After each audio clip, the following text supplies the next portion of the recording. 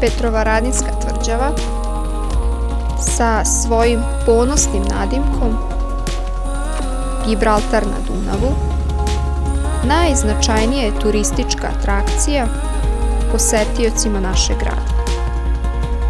Jedna od najvećih, najočuvanijih i najkompleksnijih tvrđava Evrope iz 18. veka pravo je remek delo vojne arhitekture.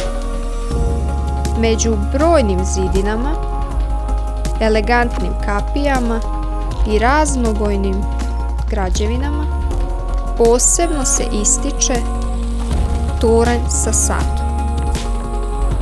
Petrovaradinski sat smešten je na najistaknutijem delu Petrovaradinske tvrđave. Zapravo je najprepoznatljiviji simbol Novog Sada.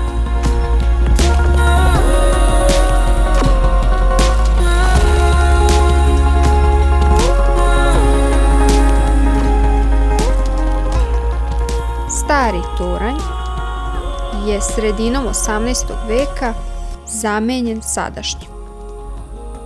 Sat pokreće stari mehanizam donet iz Alzasa, za koji se veruje da je bio ratni plen iz ratova Habsburške monarhije. Predanje govori da je sat poklon carice Marije Terezije Petrovaradinu. Toranj sa satom visok je oko 16 metara, a na vrhu kupole se nalazi jabuka sa vetrokazom i kompasom koji pokazuje strane sveta.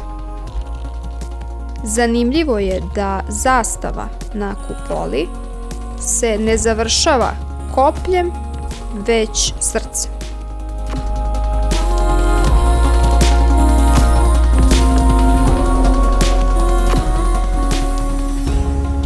Specifičnost sata je ta što njegova velika kazaljka pokazuje sate, a mala kazaljka pokazuje minute. Razlog se nalazi u tome kako bi se sa veće udaljenosti videlo tačno vreme.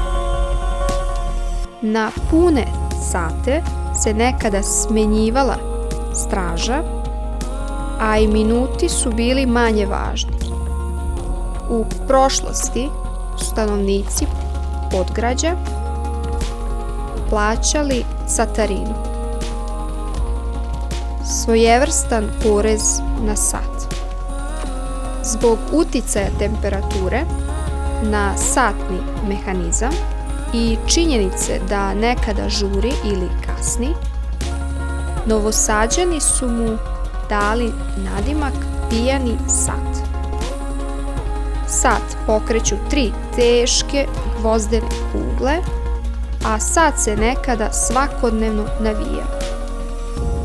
Pored sata se nekada nalazila i signalizacija za navigaciju, koja je lađarima davala informacije o prohodnosti Dunavom, jer se u staro vreme pontonski most otvarao i zatvarao pri prolasku brodova.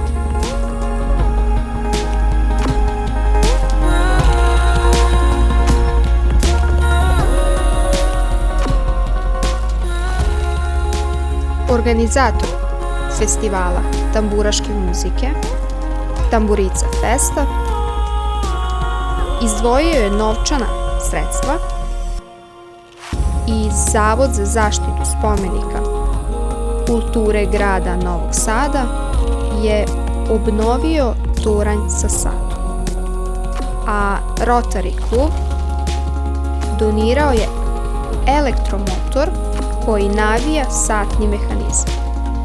O satu se dugi niz godina brine naš sugrađanin Lajoš Lukači.